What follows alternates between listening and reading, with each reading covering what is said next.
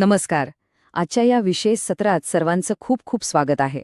आपण नेहमी ऐकतो ना की अरे जास्त गोड खाऊ नकोस, डायबिटीज होईल. पण खरंच फक्त गोड खाल्ल्याने मधुमेह होतो का, की यामागे काही वेगळीच वैज्ञानिक कारणं आहेत?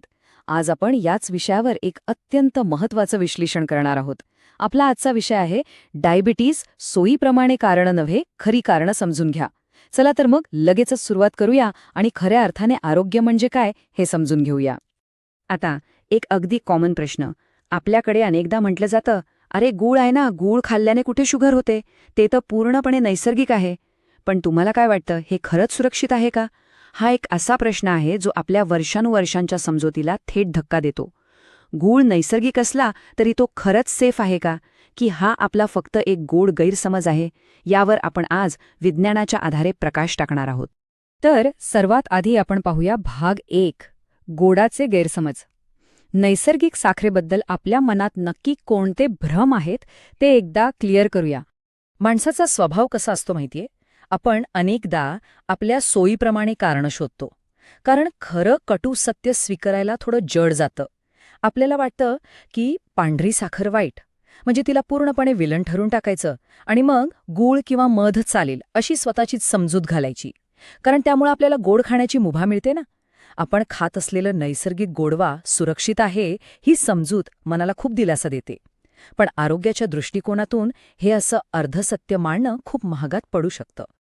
आता प्रत्यक्षात आपल्या शरीरात काय घडतं ते पाहूया. साखरेमुळे रक्तातील ग्लुकोज एकदम वेगाने वाढते हे तर आपल्याला माहीतच आहे. पण सर्वात मोठा धक्का कधी बसतो माहितीये? गुळाच्या बाबतीत. होय, गुळामुळे सुद्धा रक्तातील ग्लुकोजची पातळी अगदी साखरेइतक्याच वेगाने आणि तितकीच जास्त वाढते. फळांच्या बाबतीत मात्र ही वाढ थोडी संथ आणि मध्यम स्वरूपाची असते. म्हणजे थोडक्यात सांगायचं झालं तर गुळाचा शरीरावरील परिणाम साखरेपेक्षा अजिबात वेगळा नसतो. हे वैज्ञानिक वास्तव आहे जे आपल्या जुन्या समजुतींना पूर्णपणे चुकीचं ठरवतं. आता आपण येऊया भाग 2 कडे, नैसर्गिक साखरेचे विज्ञान. हे नैसर्गिक गोड पदार्थ आपल्या शरीरात नक्की काम कसं करतात चला समजून घेऊया. बघा, फळांमध्ये नैसर्गिक साखर असतेच, पण त्यासोबत निसर्गाने आपल्याला फायबर म्हणजेच चोथा आणि इतर खूप सारे पोषक घटकही दिलेले आहेत. हे फायबर म्हणजे एका ढालीसारखं काम करतं. ते साखरेचं शरीरातील शोषण एकदम संथ करतं, ज्यामुळे रक्तात साखरेची अचानक लाट येत नाही. याउलट गूळ आणि साखरेत असं कोणतंही संरक्षक फायबर नसतं.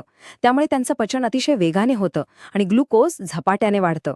पण हो, एक लक्षात घ्या, फळे असली तरी ती जर तुम्ही प्रमाणाबाहेर खाल्ली तर शुगर वाढणारच. अति तिथे माती हा निसर्गाचा नियम इथेही लागू होतोच. इथून पुढे आपण वळूया भाग 3 कडे, इन्स्युलिन आणि डायबिटीसची खरी कारणं.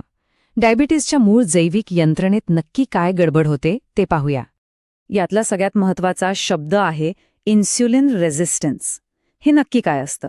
तर जेव्हा आपल्या शरीरातील पेशी इन्स्युलिनला दाद देणं थांबवतात, म्हणजे इन्स्युलिन तिथे असतं पण पेशींचे दरवाजे उघडत नाहीत, त्यामुळे रक्तातील ग्लुकोजला पेशींमध्ये प्रवेश मिळत नाही किंवा काही वेळा शरीर पुरेसे इन्स्युलिनच तयार करू शकत नाही.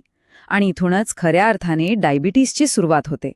हा कोणताही बाहेरचा आजार नाहीये, तर हा आपल्या शरीराचा अंतर्गत जैविक बिघाड आहे आणि हेच या आजाराचं सर्वात मुख्य कारण आहे.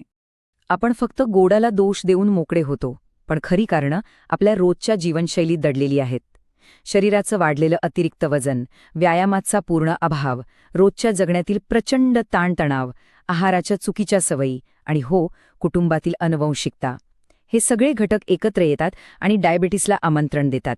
यावरून हे एकदम स्पष्ट होतं की डायबिटीस ही फक्त एका गोड पदार्थाची समस्या नाहीये, तर ती एका संपूर्ण लाईफस्टाईलची म्हणजेच जीवनशैलीची समस्या आहे. आता वळूया भाग 4 कडे, मिथक विरुद्ध तथ्य. आत्तापर्यंतच्या आपल्या गैरसमजांना आपण थेट वास्तवाचा आरसा दाखवूया. काही अतिशय कॉमन गैरसमज आपण आज दूर करूया. पहिलं मिथक, गूळ सुरक्षित आहे. पण फॅक्ट म्हणजे सत्य हे आहे की गूळ साखरे इतक्याच वेगाने ग्लुकोज वाढवतो. दुसरं मिथक, फळांनी शुगर होत नाही. पण सत्य हे आहे की त्यात फायबर असलं तरी अतिरिक्त फळं खाल्ल्यास साखरेची पातळी नक्कीच वाढते. आणि तिसरं सर्वात मोठं मिथक, फक्त साखरेमुळेच डायबिटीस होतो. पण फॅक्ट अशी आहे की चुकीची जीवनशैली, वाढलेलं वजन आणि इन्स्युलिनचा बिघाड हे खरं कारण आहे. या भ्रमातनं आता आपण बाहेर पडलं पाहिजे. आता प्रश्न असा येतो की ह्यावर उपाय काय? तर भाग 5 जीवनशैलीतील आवश्यक बदल, प्रतिबंध आणि नियंत्रणासाठी आता प्रत्यक्ष कृती करण्याची वेळ आली आहे. उत्तम आरोग्याकडे जाणारे हे 4 अत्यंत सोपे आणि महत्त्वाचे टप्पे आहेत. पहिली पायरी, नेहमी आपला आहार संतुलित ठेवणं. दुसरी पायरी, नियमित व्यायाम करणं. शरीर जितकं ॲक्टिव्ह राहील तितकी इन्सुलिनची क्षमता नैसर्गिकरित्या वाढते. तिसरी पायरी, ताणतणाव कमी करण्यावर लक्ष केंद्रित करणं. हो, कारण ताणामुळेही तुमची शुगर लेवल बिघडू शकते. आणि चौथी पायरी म्हणजे नियमित वैद्यकीय तपासणी करून घेणं. हे छोटे छोटे बदल फक्त आजारच दूर ठेवत नाहीत, तर एका उत्तम आणि निरोगी आयुष्याचा पाया रचतात. तर ह्या संपूर्ण विश्लेषणातून एकच अत्यंत महत्त्वाचा संदेश समोर येतो. डायबिटीज हा फक्त गोड खाल्ल्याने होत नाही, त्याची खरी कारणं समजून घेणं ही आजच्या काळाची सर्वात मोठी गरज आहे. मी साखर खात नाही, मग मला काही होणार नाही, अशा साध्या सोप्या सब्बींमागे लपू नका. आपल्या संपूर्ण जीवनशैलीकडे एका सजग, वैज्ञानिक आणि व्यापक दृष्टिकोनातून पाहणं खूप गरजेचं आहे.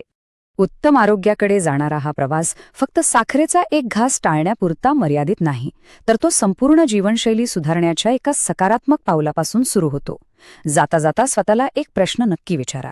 माझं आरोग्य सुधारण्यासाठी आज मी कोणतं पहिलं पाऊल उचलणार आहे?